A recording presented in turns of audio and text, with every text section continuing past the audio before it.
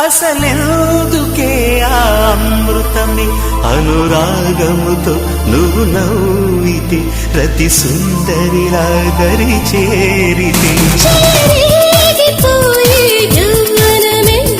కోరికతో మాట్లాడితే ಹೊಸ చూపులతో